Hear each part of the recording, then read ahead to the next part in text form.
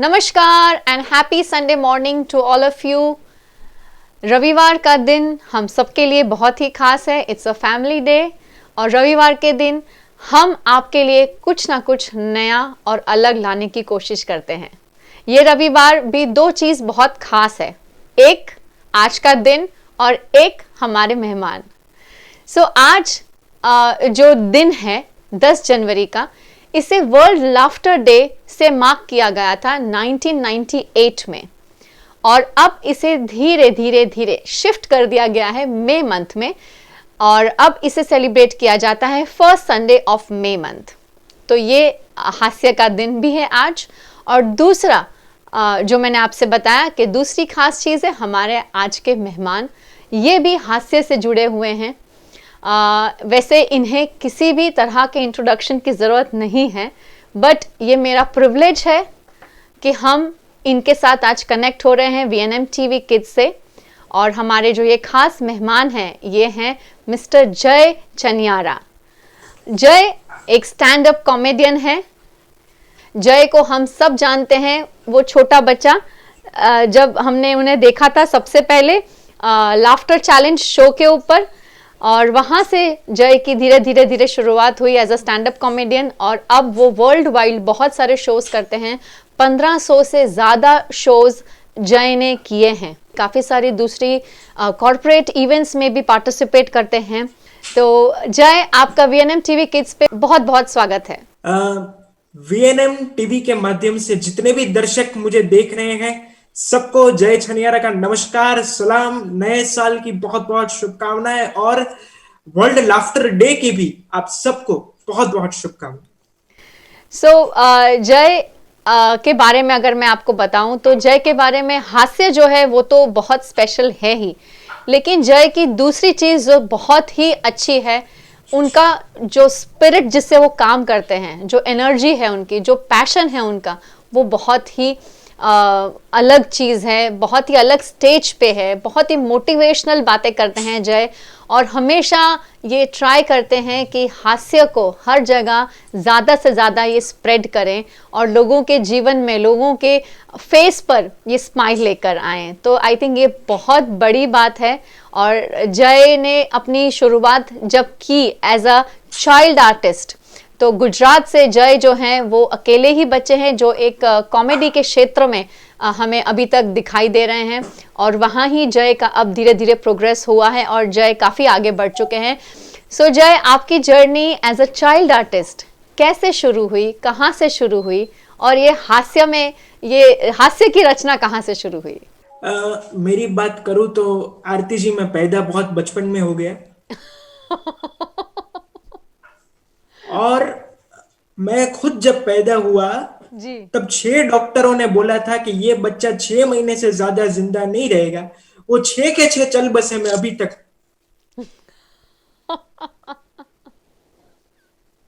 मैंने तो पैदा होते ही नर्स के पास से मोबाइल मांग लिया।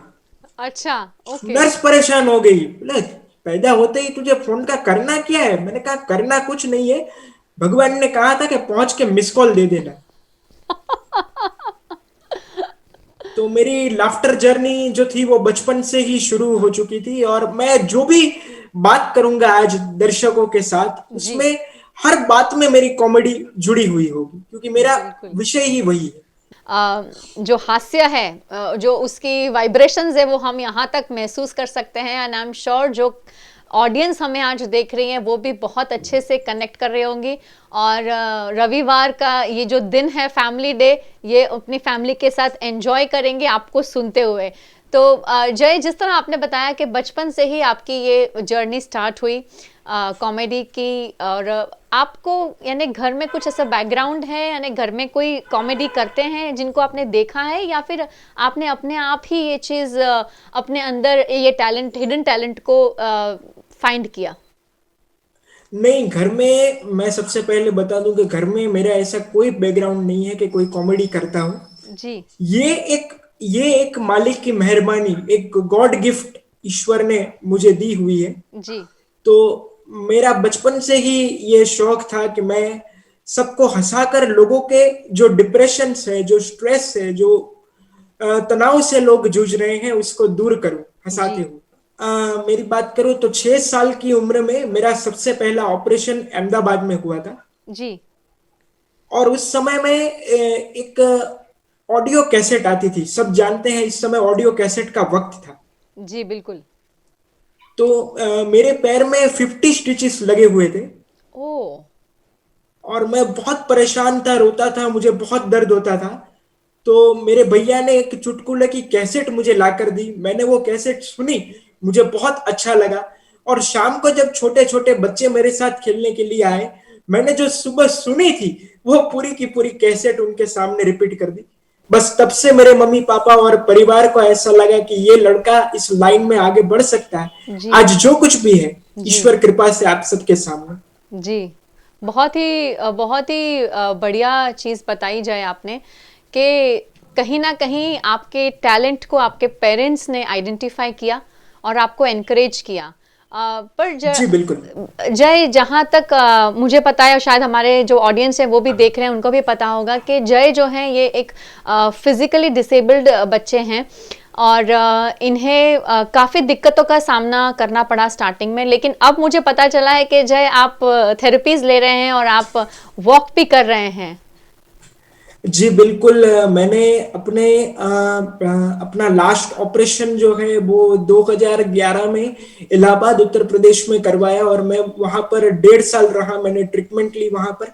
और उस ट्रीटमेंट की वजह से और लोगों की दुआओं की वजह से मैं अभी स्टिक के सहारे चल पा जी। रहा। जी। जी।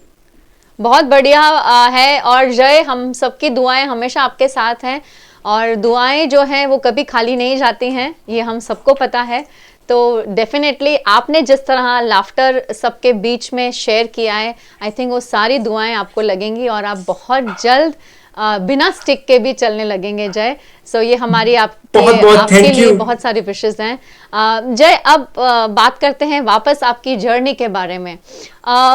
जी आपने बहुत सारे चैलेंजेस फेस किए होंगे जय, जब आप छोटे थे और आई थिंक उस टाइम पर आप व्हील चेयर पे शोज किया करते थे, जहां तक बिल्कुल मैंने बिल्कुल। देखा है आपको लाफ्टर के मंच पे। तो कैसी कैसी थी वो जर्नी आपकी, कितनी तकलीफें हुई आपके पेरेंट्स को, आपकी फैमिलीज को?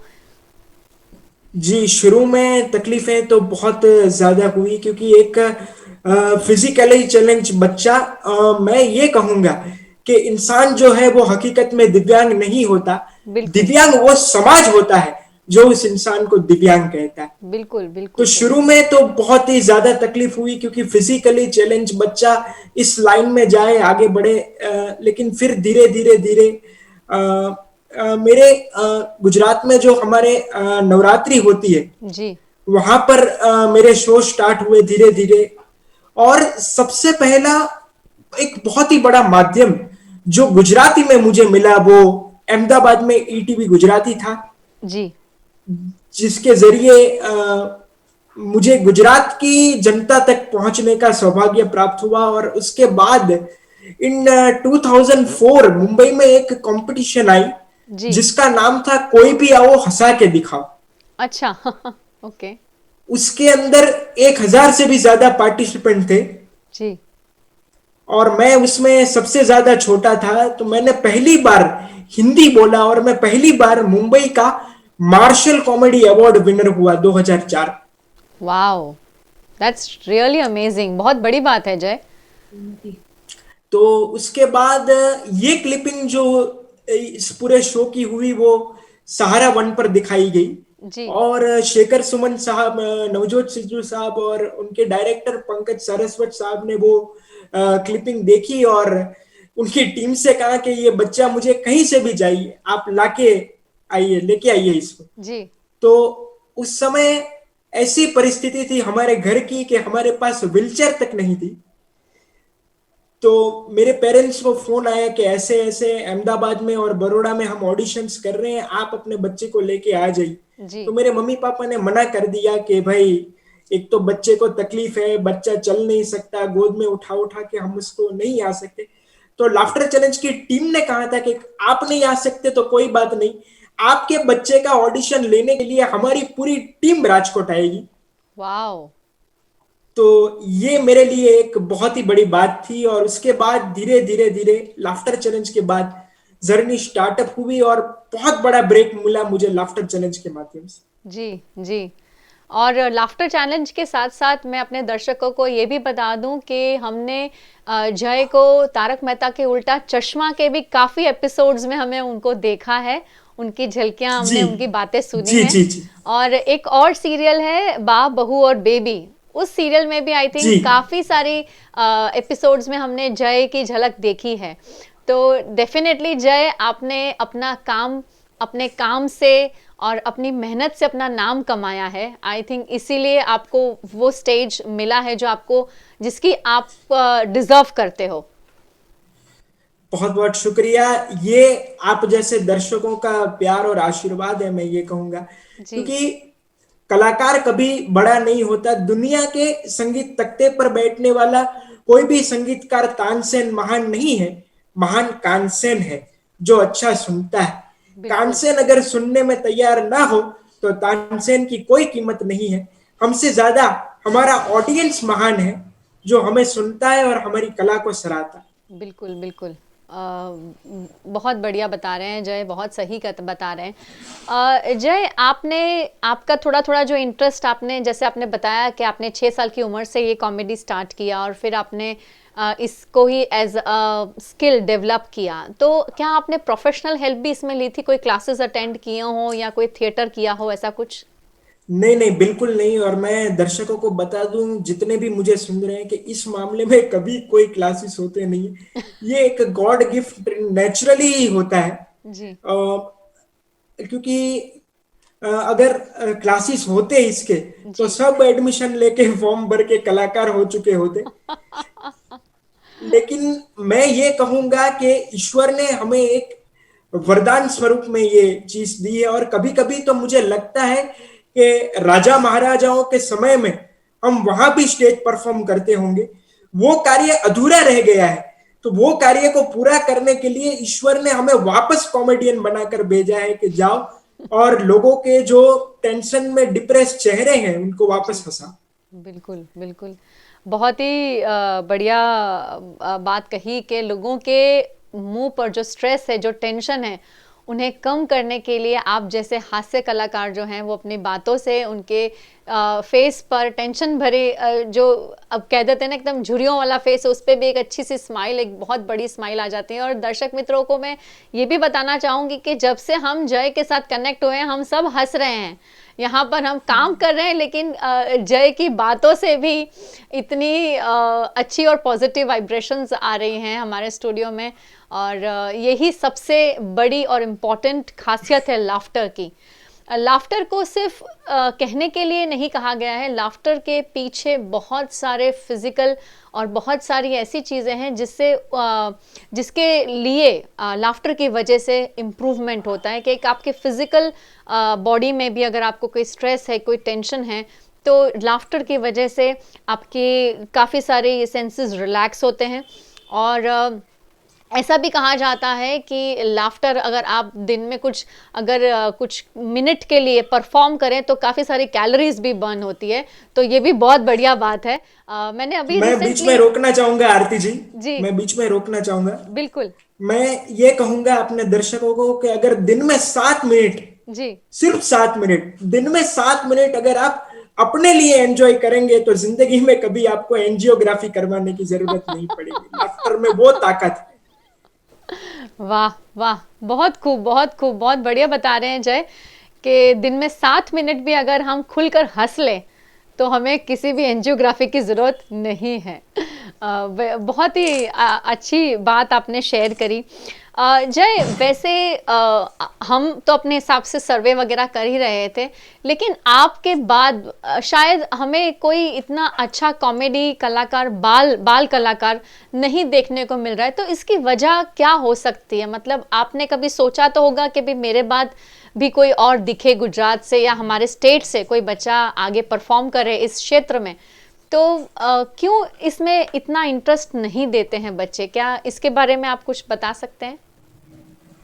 देखिए, मैं तो यही कहूंगा कि बच्चों का जो टैलेंट होता है जी। उसमें उसमें कॉमेडी ही नहीं, हर तरीके के टैलेंट पे माँ बाप को ध्यान देना चाहिए, चाहे वो कोई भी टैलेंट हो, सिंगिंग का टैलेंट हो, डांसिंग का टैलेंट हो। जी, मैंने एक शो में मेरे साथ ये रियल वाकया हुआ था कि मैं शो कर रहा था और उसके बाद शो खत्म हुआ और एक बच्चे की माँ मुझे मिलने आई अपने बच्चे को लेकर।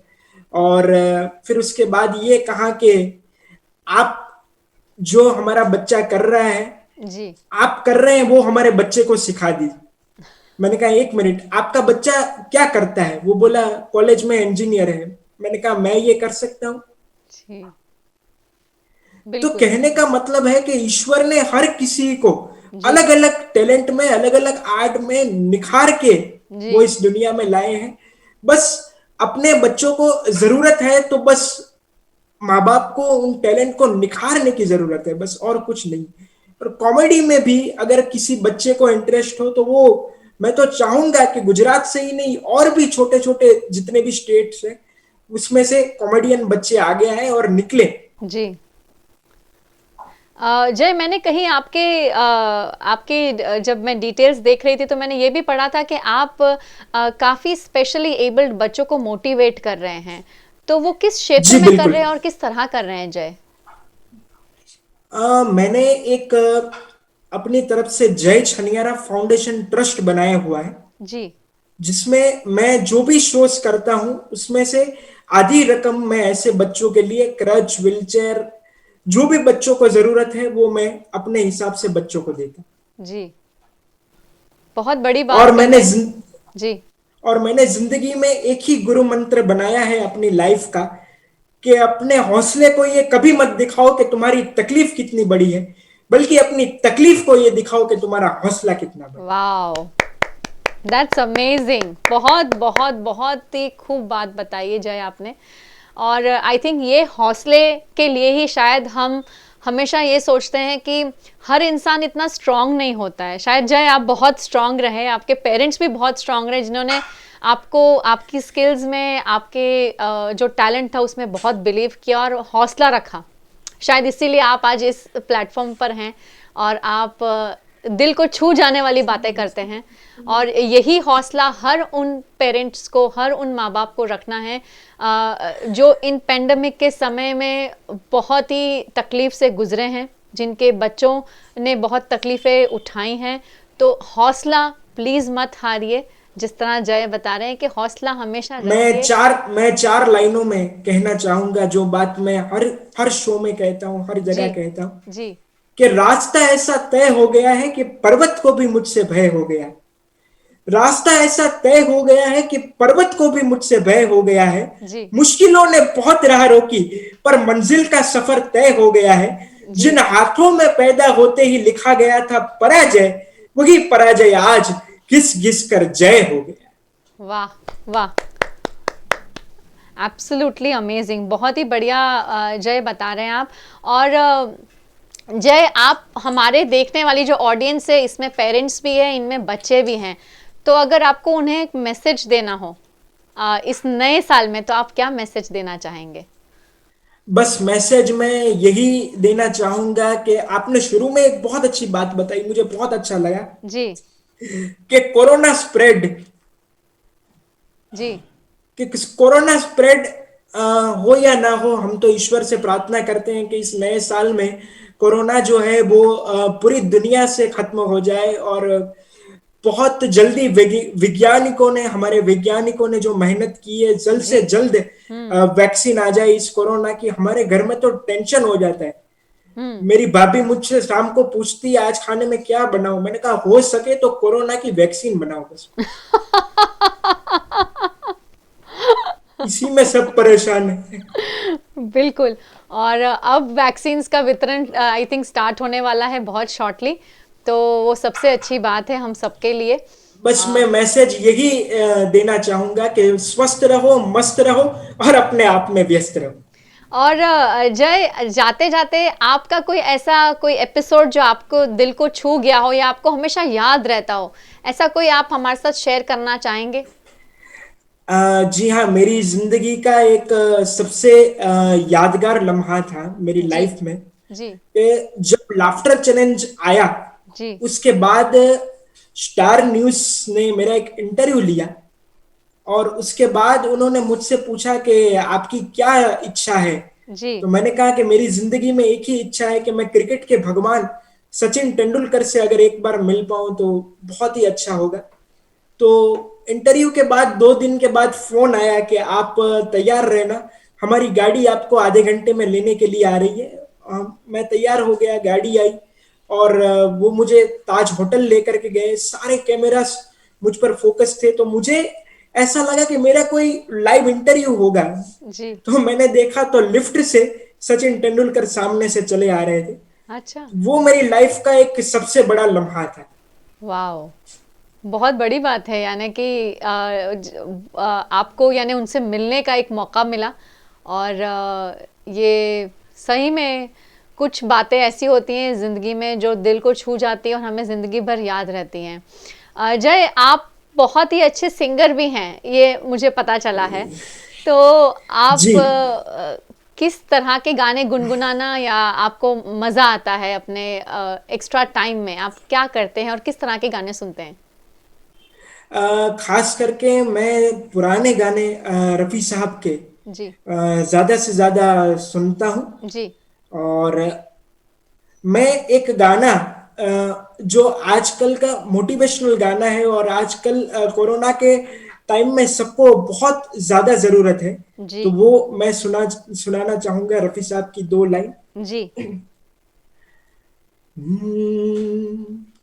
एक बंजारा गाए, जीवन के गीत सुनाए, हम सब जीने वालों को जीने की राह बताए। एक बंजारा गाए, हो एक बंजारा गाए, जीवन के गीत सुनाए, हम सब जीने वालों को जीने की राह बताए। एक बंजारा गाए, हो जमाने वालों किताबें गमे, खुशी का कोई खजाना ढूंढो। अगर जीना है जमाने में तो हंसी का कोई बहाना ढूंढो। हो आंखों में आंसू भी आए, जय छनियार हंसाए, एक बंजारा गाए, हो हो वाओ! थैंक यू जय, थैंक यू सो मच। आपकी आवाज़ बहुत ही मीठी है और आपका गाना भी बहुत ही बढ़िया था। और वो बात तो बिल्कुल सही है कि जहाँ जय हो वहाँ हास्य बिल्कुल हो और रहेगा हमेशा। और हम आपको वीएनएम टीवी किड्स की ओर से और वीएनएम टीवी परिवार की ओर से बहुत सारी शुभेच्छाएं देते हैं जय। आप इसी तरह लाइफ में बहुत सारा प्रोग्रेस करिए और इसी तरह लोगों के चेहरे पर हंसी लाते रहिए। बहुत बहुत शुक्रिया। और जाते जाते जिस शेर ने मुझे जय छनियारा बनाया वो सभी दर्शकों को सुनाना चाहूंगा जी। कि जीने का मतलब मैंने मोहब्बत में पा लिया, जीने का मतलब मैंने मोहब्बत में पा लिया, जिसका भी गम हुआ उसे अपना लिया, आप रोकर भी गम को हल्का ना कर सके, आप रोकर भी गम को हल्का ना कर सके, मैंने हंसी की आड़ में हर गम को छुपा लिया। वाह! वीएनएम टीवी के माध्यम से जितने भी दर्शकों ने मुझे सुना, बहुत बहुत शुक्रिया। नया साल बहुत बहुत मुबारक। Keep smiling, happy new year. Happy new year Jay, and you too keep smiling. Thank you so much आज हमारे साथ जुड़ने के लिए। बहुत बहुत शुक्रिया, थैंक यू। थैंक यू जय। तो ये थे जय चनियारा, जिनके साथ हमने इतनी सारी बातें की और इनकी जर्नी के बारे में भी आपने काफ़ी सारी बातें सुनी। कितने चैलेंजेस इन्होंने भी फेस किए हैं, लेकिन हौसला कभी टूटा नहीं। ये अपने आप को तो हौसला दे ही रहे हैं, बल्कि इनके साथ जो दूसरे कलाकार हैं उन्हें भी काफ़ी हौसला देते हैं और जीवन में आगे बढ़ने की इंस्पिरेशन देते हैं। तो अगले हफ्ते आपसे फिर मुलाकात होगी। वीएनएम टीवी किड्स के यूट्यूब चैनल को सब्सक्राइब कीजिए, इसे शेयर कीजिए और इसे लाइक कीजिए। अगले हफ्ते हम आपसे फिर मिलेंगे, तब तक के लिए नमस्कार।